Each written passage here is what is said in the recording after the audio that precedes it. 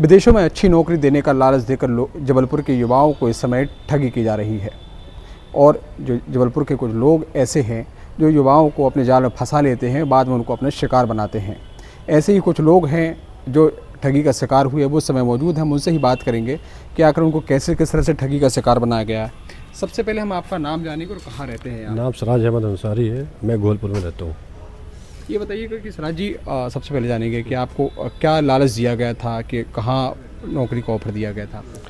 नहीं, मुझे तो लालच तो ऐसा नहीं दिया गया था। मुझे मालूम पड़ा विदेश में अपना लोग को पहुँचाते हैं।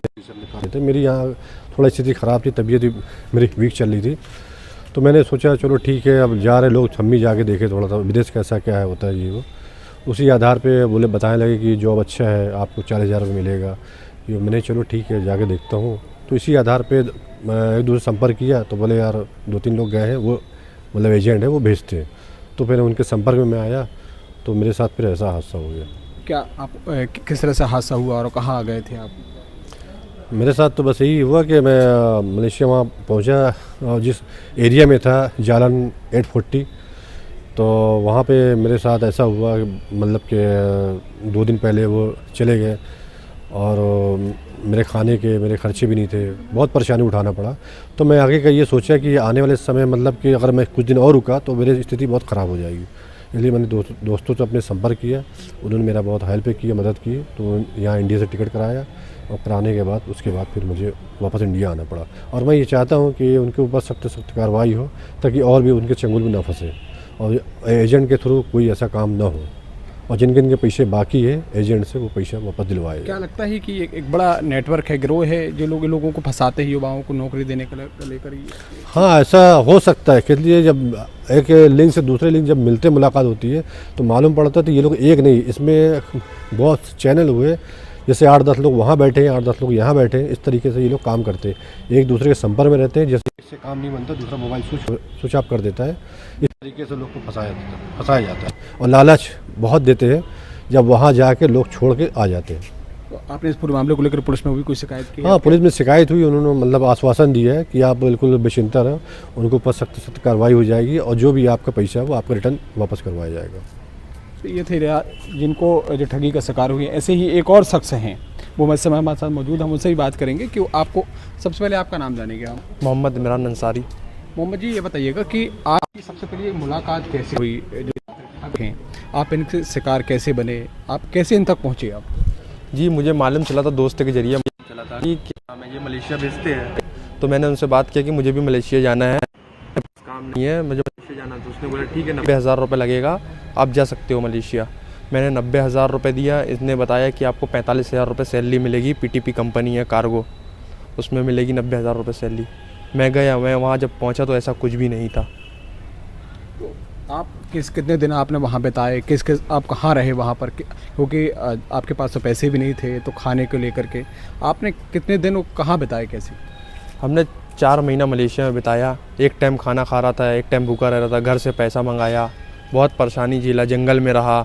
मैं एजेंट को फ़ोन लगा रहा था, एजेंट फ़ोन नहीं उठा रहा है, बोल रहा है, फिर फ़ोन उठाता है तो बोलता है 1-2 दिन रुको, आपका काम चालू हो जाएगा। ऐसे करते करते 4 महीना हो गया था, हम बहुत परेशान हो गए थे।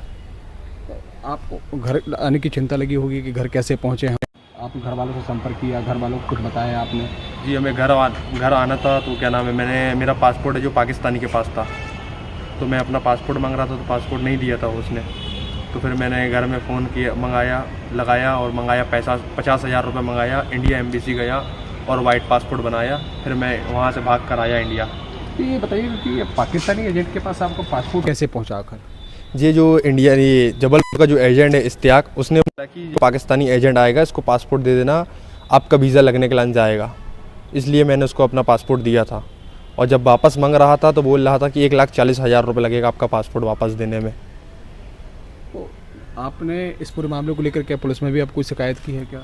जी, हमने पुलिस में कार्रवाई की है, बोली है पुलिस वालों से कि हमारा पैसा वापस मिलना चाहिए और इनको जेल के पीछे डालना चाहिए।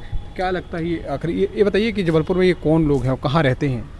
ये लोग रहते हैं बेनी सिंह तलैया, एक रहता है मदीना मस्जिद के पास, एक रहता है कदीर होटल के पीछे। कदीर होटल के पीछे वाले का नाम है सलीम उर्फ कुल्फ़ी वाला, और दूसरे का नाम है इश्तियाक उर्फ गांधी। ये और भी लोगों को जबलपुर में फंसाया है क्या इन लोगों ने क्या? जी ये बहुत लोग को फंसाए है, अलग अलग जगह के लोग को, जैसे दिल्ली, बॉम्बे, बिहार, कलकत्ता, बॉम्बे, ये सब यहाँ से बंदों को बुलाते हैं और पहुँचाते हैं ये मलेशिया। तो आपको, क्योंकि आपका कहना यह है कि आपका जो पासपोर्ट है वो पाकिस्तानी एजेंट के पास है, तो क्या आपको लगता है कि कोई आतंकवादी गतिविधियों में उसका इस्तेमाल ना किया जा रहा हो? जी हमारा कहने का मतलब है कि वो हमारा पासपोर्ट जो है वापस मिल जाए, गलत यूज़ ना हो उसका, इसलिए कि पाकिस्तानी एजेंट के पास है, वो गलत यूज़ करके इंडिया ना घुस जाए, गलत काम ना कर दे, इसलिए मुझे डर है कि मेरा पासपोर्ट वापस मिलना चाहिए। तो ये लोग क्या और भी युवाओं को फंसाने का काम करते हैं क्या? इनके घर परिवार के भी लोग हैं तो वो लोग भी इसमें शामिल हैं क्या? जी इन लोग का एक ग्रुप चलता है, जैसे 2 ठो जबलपुर में और पाकिस्तान के 4 लोग का ग्रुप चलता है पाकिस्तानी से। ये क्या करते हैं कि यहाँ से बंदे, इंडिया से बंदे भेजते हैं पाकिस्तानी के पास, और जब भेजते हैं वहाँ काम नहीं रहता है, जो पाकिस्तानी एजेंट है वो बहुत इंडियन वालों को गाली बकता है और परेशान करता है। वहाँ जाने के बाद कुछ भी नहीं रहता, बहुत परेशान होना पड़ता है, घर से पैसा मंगाना पड़ता है। मैंने बहुत ख़राब दिन काटे हैं। अब सकुशल आप भारत आ गए हैं, आप हैं तो क्या चाहते हैं कि इन ऊपर किस तरह की कार्रवाई हो? इन पर इनके ऊपर कड़ी से कड़ी कार्रवाई होना चाहिए, और भी जो लोग फंसे हैं उनको वापस बुलाना चाहिए, और हमारा पैसा वापस मिलना चाहिए, जो भी मैं कर्जा पानी करके गया हूँ। तो ये थे जो पीड़ित हैं, जिन्होंने करीब 4 माह मलेशिया के जंगलों में तक बिताए हैं और वहाँ इनके खाने पीने के लाले ही पड़ गए थे। अब ये भारत सकुशल अपने घर आ गए हैं। अब पुलिस से बस ये चाहते हैं कि जो आरोपी हैं उन पर कड़ी कार्रवाई हो, इसकी यह मांग कर रहे हैं। शिव चौबे, TV9 भारत, जबलपुर, मध्य प्रदेश।